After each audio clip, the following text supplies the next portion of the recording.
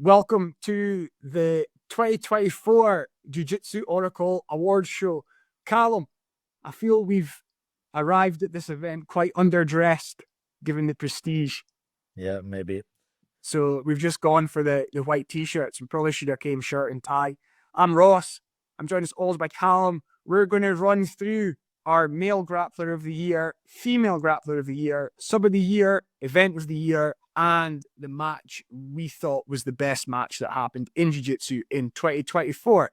So, Calum, first off, who are we awarding male grappler of the year to? We narrowed it down to a few people, but given the fact that this person did something historic, the second person only to do it, by far the youngest person to do it, and they had the best overall resume between gi and no gi, we decided to give this one to Mica Galvao. Okay.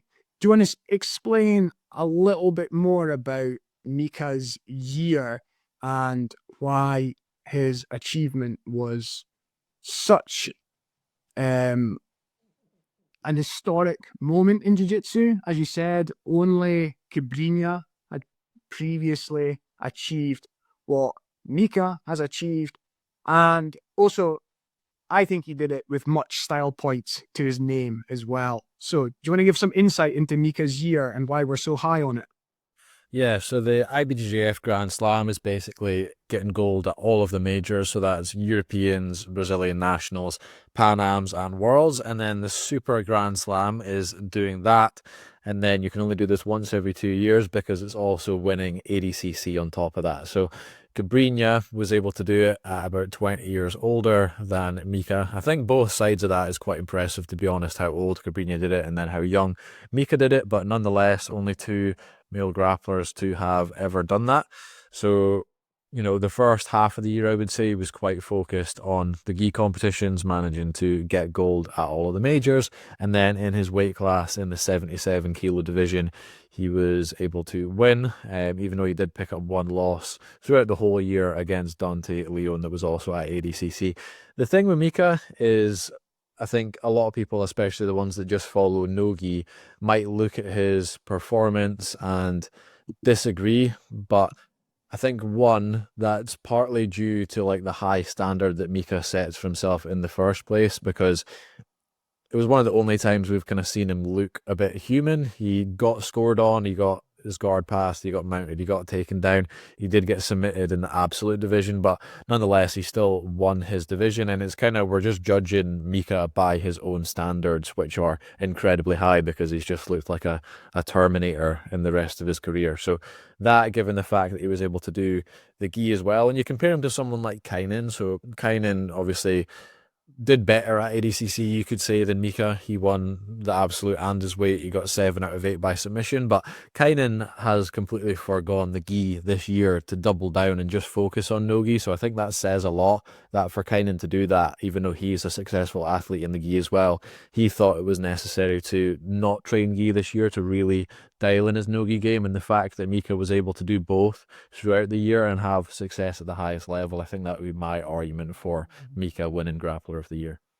Yeah, I think Mica had a heavier load than other people towards the start of the year. Also, I remember in some of these gi matches, you know, guys are going out with like the opportunity to take out someone who's going to be an absolute legend of the sport, and they're going to give it them all. And he definitely ate a footlock in one of the gi matches, I remember, early on in one tournament, and I think that sort of was something that he had to look after in later events. So he definitely gave himself a heavy schedule at the start of the year, and then headed into ADCC, which is one of the most physically demanding events in grappling, and then was able to win his weight division. So I think like props to Mica for doing that and not just taking like a couple of super fights early on in the year, but actually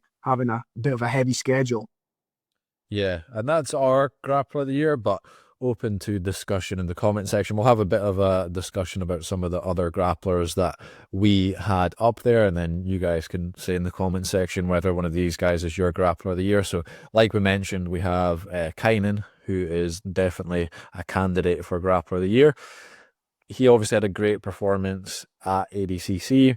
Like I said, he decided not to do any gi to really work on his no-gi game, but I think the thing with Kaynan is he was somewhat inconsistent with some performances. So you can see here he had a loss to a guy that not a lot of people will have heard of at Karate Combat. In fairness, this was like a massive, sweaty Georgian wrestler with his top off that was being quite passive. So I think that's a match that a lot of grapplers would have struggled with, but he got very dominantly beat by Luke Griffith at a UFC event, and then obviously had his ADCC run after that.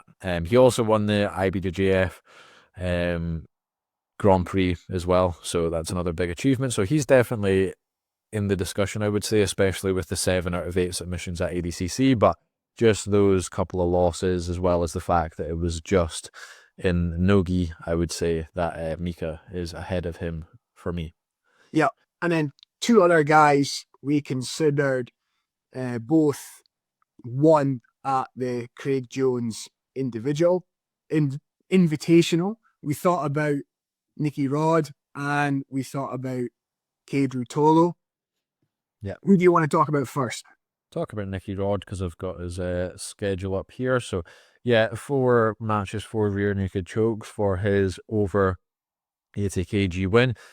Obviously very impressive, but if you were to look at these names, it's obviously not the best strength of schedule, I would say. I think a lot of people were looking forward to the showdown between him and Victor Hugo, or maybe him versus one of the wrestlers in the division that you might have had a stylistically tough matchup with. We didn't get to see that. Could be argued that you had a comparatively easy road to winning that championship. A lot of the better guys at the higher weight classes were doing ADCC, like Kaynan, like Felipe, and then Victor Hugo wasn't able to have his match against him, and we see a loss earlier in the year against Victor Hugo. It wasn't a blowout or anything, it was like a pretty competitive decision, but didn't do a ton this year. Obviously winning CGI is huge, but as you can see from here down the way, like, he's not had the most amount of matches, and then the guys that he's beat, it's not been the most impressive strength of schedule. I know when we put a poll up, a lot of guys voted for him, and I predicted that because he is a very popular grappler and he obviously had an amazing performance on CGI, but for me it's just not quite enough to put him above Mica. Okay. And Cade Ruotolo obviously had a great performance as well at CGI and has also had some good wins for 1FC. Yeah. What did you like about Cade's year? Yeah, so same with the CGI. He had a very impressive strength of schedule. He had a submission win over Matthias Deniz, and then 3 referees' decisions over Tommy Langacker, Andrew Take, and Levi Jones-Leary. He lost a random match in Dallas Open. Wasn't an absolute division, to be fair, but to be fair to Mica, I think if Mica was in that match in the gi, he would have gotten fine. But again, outside of CGI as well, he didn't do the most this year, especially when compared to guys like Mica. So you can see win in the gi, I believe, against Nathan Cheng, and then no gi win against Tommy Langacker, which is super impressive. Some less relevant stuff here with the Dallas Open and some some 1FC matches, and then his most impressive standout was CGI. But again, compared to Mica's year as a whole, I don't think it really compares too well. Okay, and then we were chatting about guys who we thought had great years, but were maybe just going to fall short when coming into this discussion. So we really focused on those 4 guys when we were deciding who to win. But one guy who we were both super impressed with through the year was Adam Wojcinski. Yeah, so he did do some no-gi. I think he did trials, which I believe was... Yeah, that was 2024, and he lost to Taylor Pearman in the semi-finals and won his bronze match, but he really stood out to us in the gi. So I think earlier in the year, he won Europeans. Was that the first time he'd won that? I'm not sure if that was one that he'd won before, but impressive to beat a guy like Felipe Andrew in the final, especially 9-0. And then his biggest highlight was the World Championships, where he looked super dominant. I think it was 4 matches, 4 submissions to get his first world title. Really good eye test wise as well. He just looked super dominant throughout most of his matches. And then more recently as well in the IBJJF Crown, he managed to win that looking pretty dominant as well. So again, we valued Mica doing the gi and the no gi. Adam was mostly doing the gi, but looked very good doing that. Honorable mention, but probably not quite up there compared to the other guys. Okay, well, while I talk a little bit about Adam, why don't you scroll up to the top and you'll get the answer to your question, whether he's previously won Euros or not. But one thing about Adam, why I had him in for the consideration for Grappler of the Year, is the progress that he has made and continues to make. So there's been definite improvements in Adam's game, in top position. He no longer sweeps the top and gets swept back. When he sweeps the top, more likely or not, he's either landed in mount or he's pushing on to mount, and he's getting very dominating submissions from mount as well. I think that comeback win that he had over Felipe Andrews just like giving him all the confidence in the world, and he's really pushed on from there. On the bottom, you see like he's added a lot more before his trademark hook sweep game, butterfly sweep game. So we see him playing a lot more shin to shin, starting to sit up more, hitting foot sweeps from seated bottom position. So I think like Adam's evolution as a grappler is probably at the elite level, like off the top of my head, like the most I've seen kind of in the last year or so. Like he really is adding stuff to his game.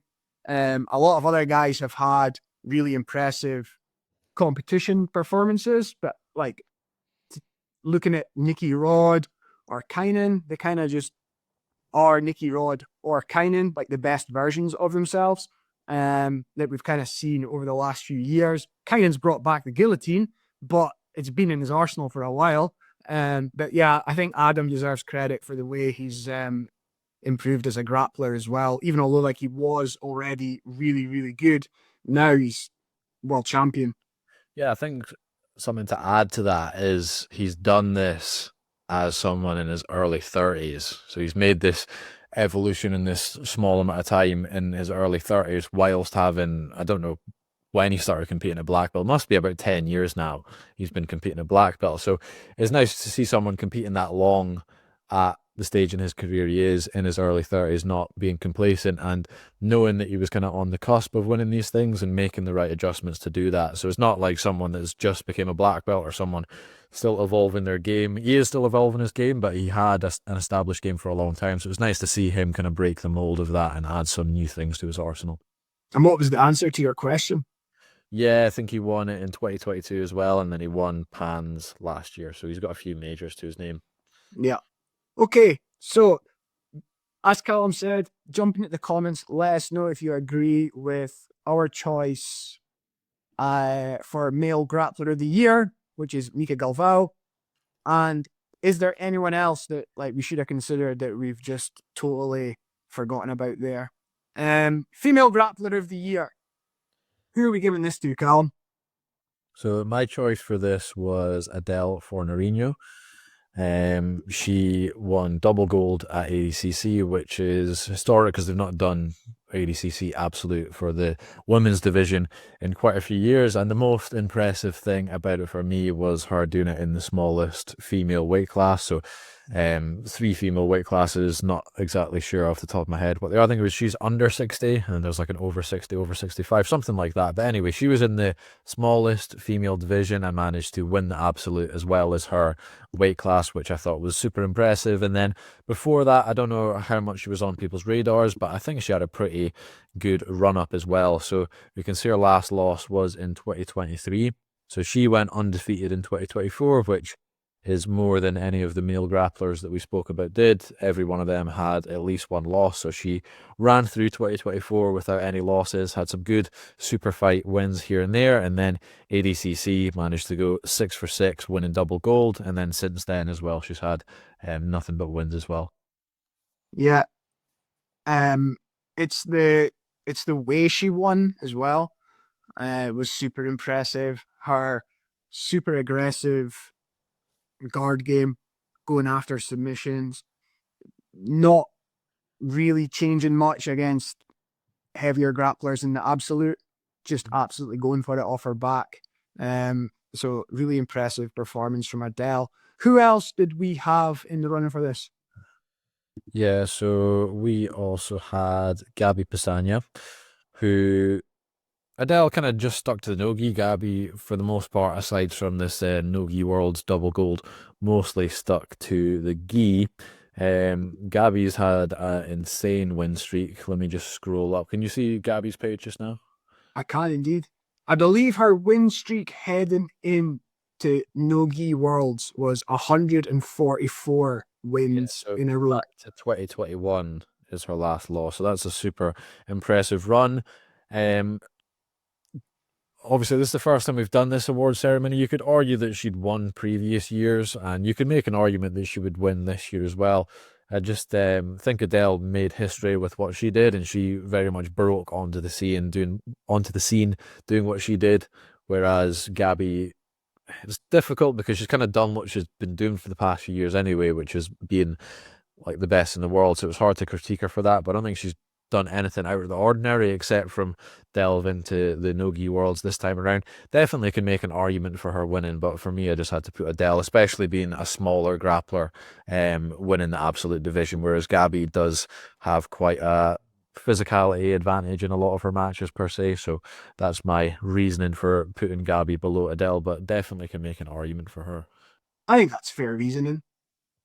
And one other person I thought was worth noting was Ffion Davies, because she arguably took part in and won maybe the most prominent, the most kind of viewed or visual grappling match in women's grappling history at CJI.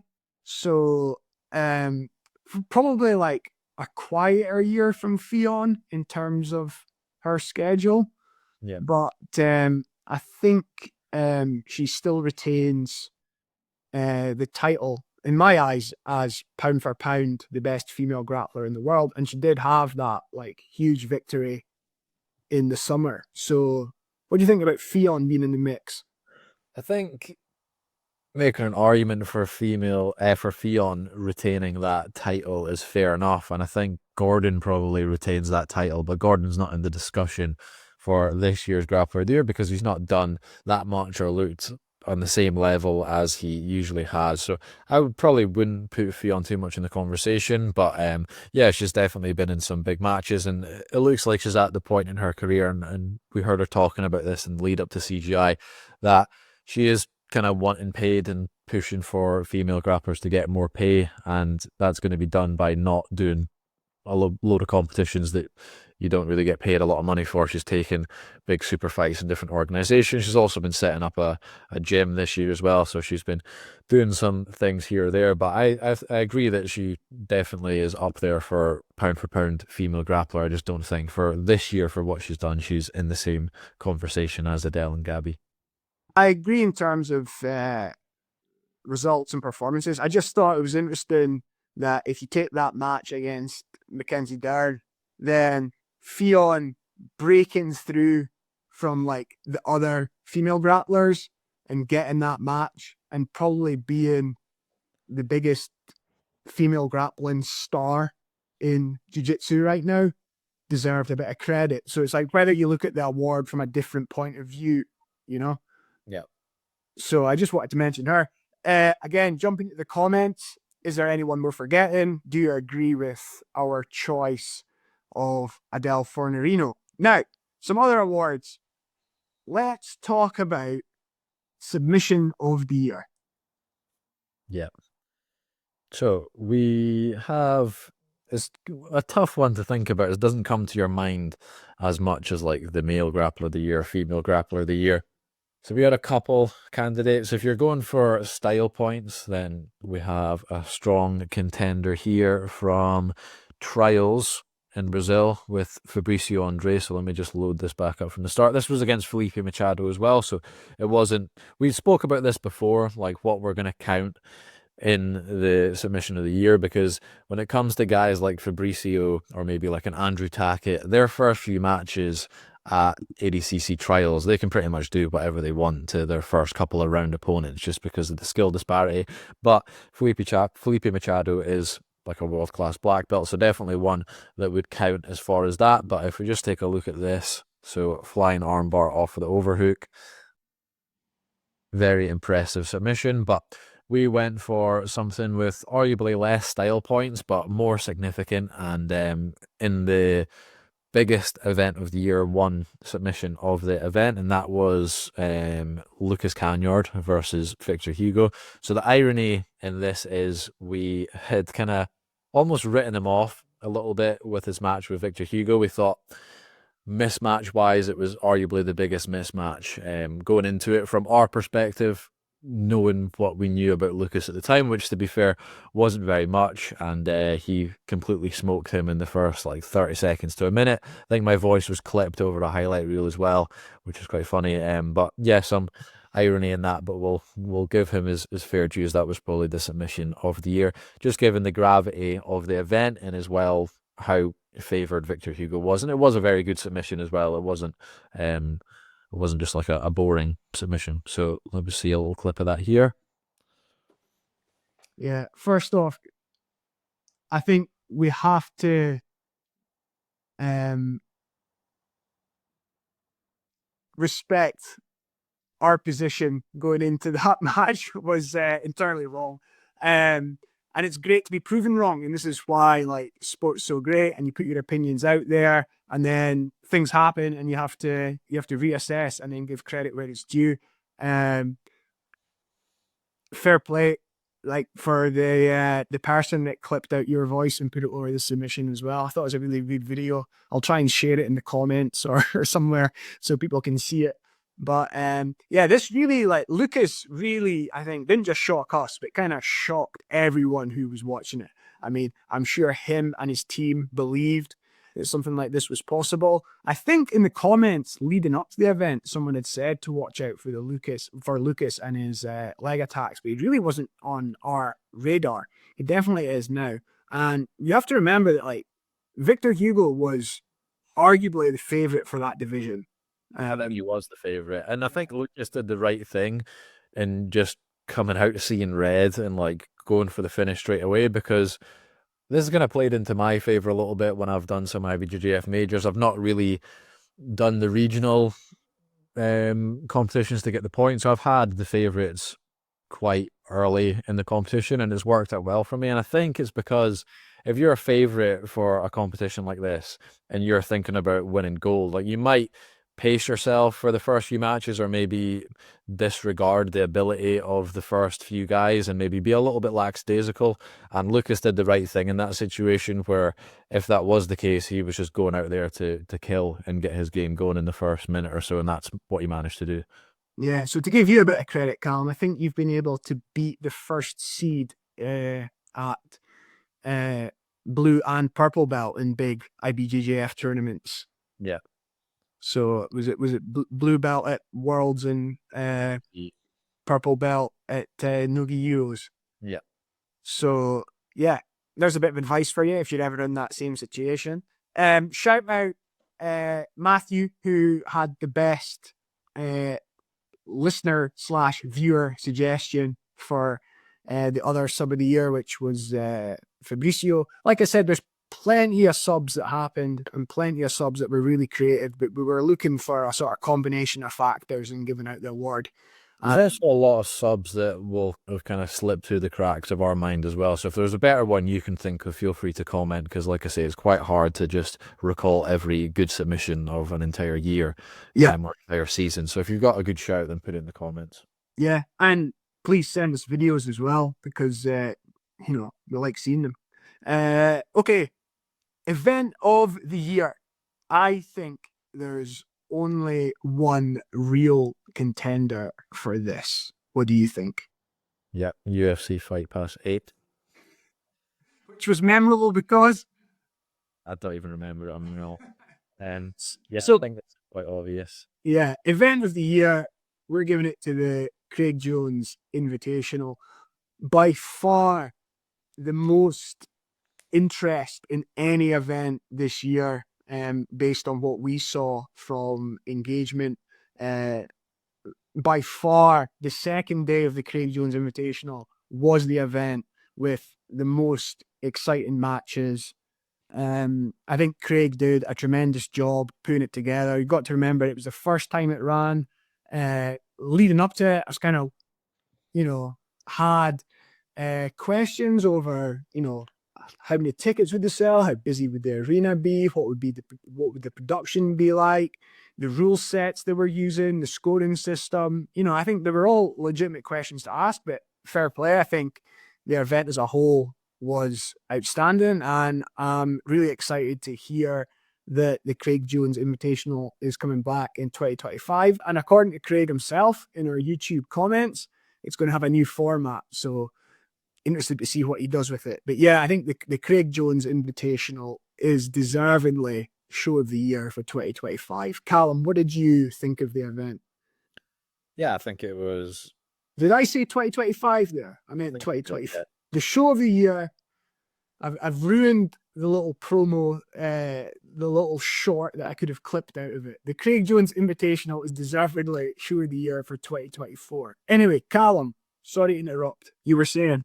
Yeah, I think they got the biggest names on board. I think that under 80 kilo division, to my mind, is the most stacked division we've ever had in jiu-jitsu. I said that beforehand, and I can't really think of one to beat it. And it had some of the best matches as well. I think the pit mitigating the resets was a massive thing. I think the way they scored it was a massive thing. I just think the magnitude of the event and the amount of money that was on the line played a massive part in how exciting the matches were as well. So super exciting matches. They had the best people involved. There was a lot of hype around it as well. I think, we spoke about this one coming up is obviously going to be great for us as well, views wise, but just the drama of this first one around and the whole rivalry with ADCC itself brought a lot of eyes to the event. So yeah, just good job on Craig shaking up the year and giving us a lot of entertainment drama-wise leading up to it, and then definitely giving us the best show of the year.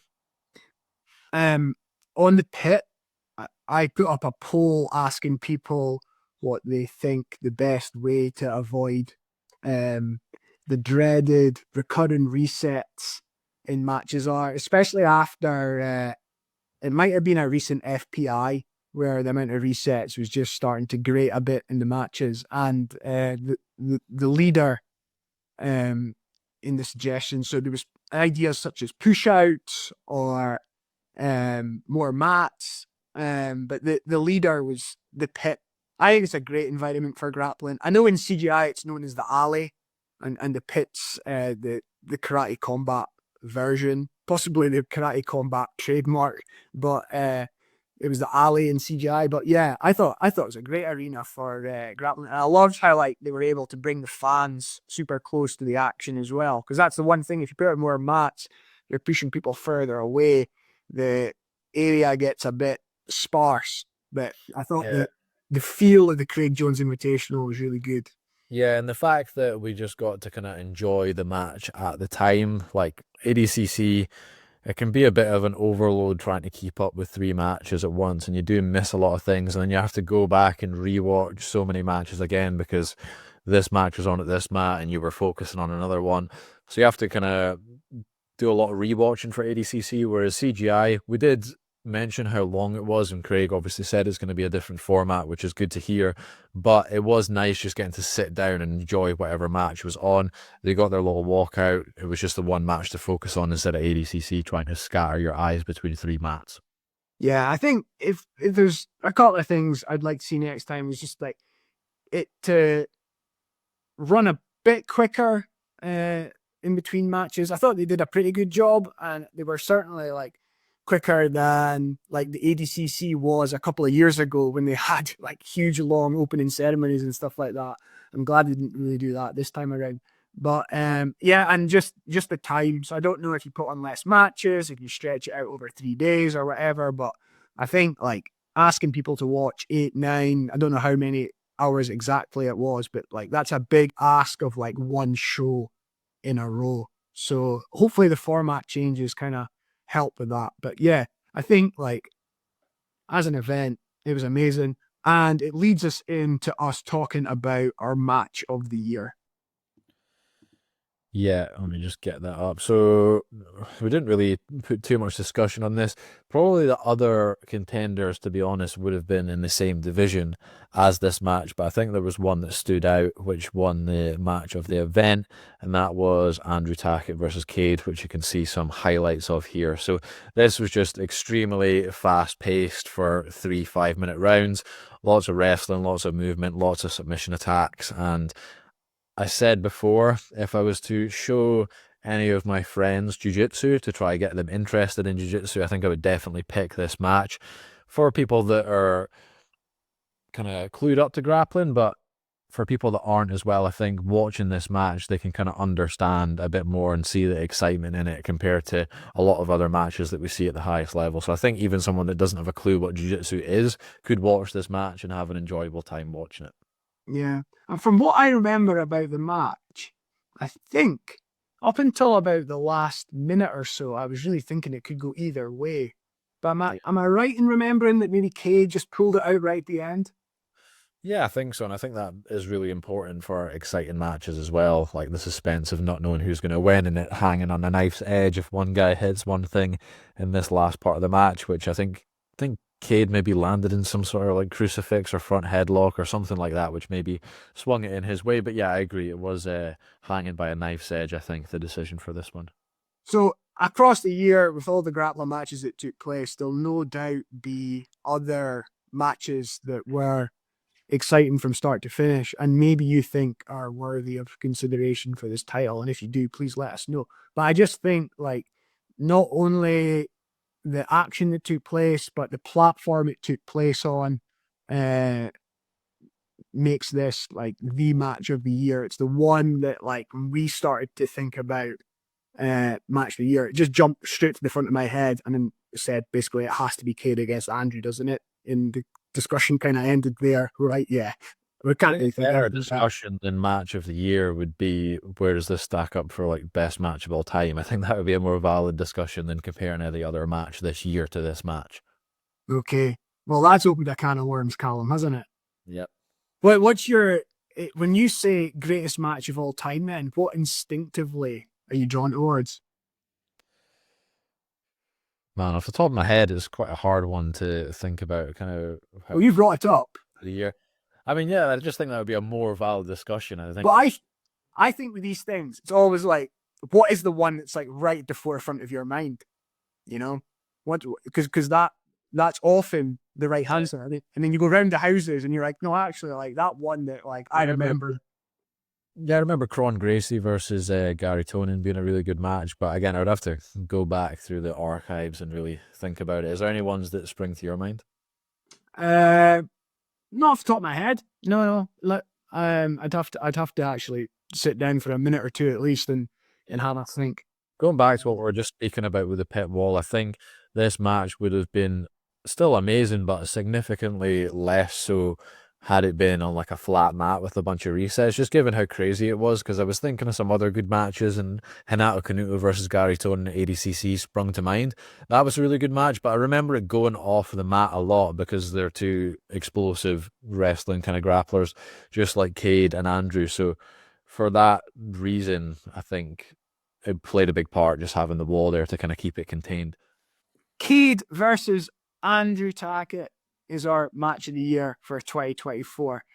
If you have another match that you think we should be speaking about, please let us know. But so that's our awards. Male Grappler of the Year, Mica Galvao. Female Grappler of the Year, Adele Fornarino. Submission of the Year, Lucas Kennard against Victor Hugo. Event of the Year, the Craig Jones Invitational. And Match of the Year, Kade Ruotolo against Andrew Tackett at the Craig Jones Invitational. So there are your Jiu-Jitsu Oracle Awards for 2024. How did we do? Do you agree? Do you disagree? Let us know in the comments. And are you going to jump in with anything in conclusion, Calum? I was just going to say all athletes will get their trophies and their checks through in the post, so just be patient with us. Yeah, remember, the post in Britain at Christmas time's really difficult, so, you know, they might get lost along the way. Yeah. But that concludes the awards ceremony for the 2024 Jiu Jitsu Oracle Awards. And we'll be back in the new year, starting to preview all of the big events that are happening early doors in 2025. We've already got some ideas for some episodes. If you want us to talk about anything specific, then please let us know. But as for now, that's the awards. Hope you enjoyed it. See you in 2025.